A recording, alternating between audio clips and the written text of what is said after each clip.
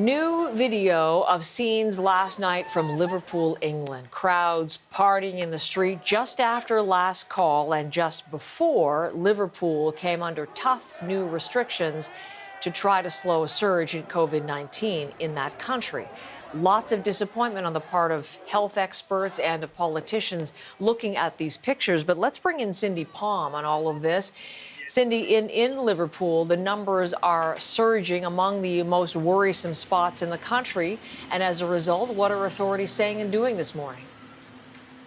Well, authorities have been looking at these scenes that we're seeing from Liverpool of young people partying last night, and they call this irresponsible and sad. The Liverpool region is one of the places in the country that has the highest infection rates. They were enjoying their last night of freedom before being placed in this very high category in England's new alert system, which means that bars, casinos, and gyms will be closed for at least a month. However, restaurants can stay open. The Prime Minister, Boris Johnson, announced this three-tier category on Monday. So it places regions in either medium, high, or that very high level. Now, the opposition, though, has been critical of this strategy. The opposition leader, Keir Starmer, says that these local restrictions aren't doing enough to stem the tide of these new cases. He calls this a whack-a-mole strategy. And instead, Starmer wants to see a national lockdown for a couple of weeks. However, Johnson has so far resisted the calls for a national lockdown, although he says he's not ruling it out. Take a listen to what he said in the House a short while ago in response to the opposition leader.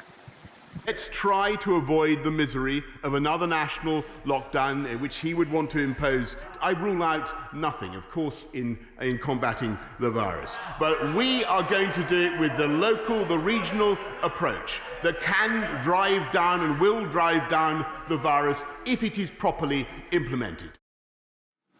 But there is deep skepticism that these restrictions will be enough. The latest numbers show 17,000 new cases every single day in this country, Heather.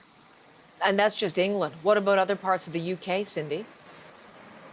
Right, so other parts of the UK can set their own rules. For example, Northern Ireland. And today, Northern Ireland announced that they are implementing new restrictions. And this includes closing schools for 2 weeks, closing restaurants for a month. That has become one of the latest hotspots of the virus surging here in Europe, although really no country on the continent is immune, Heather. Cindy, thank you very much. Cindy Palm is in London this morning.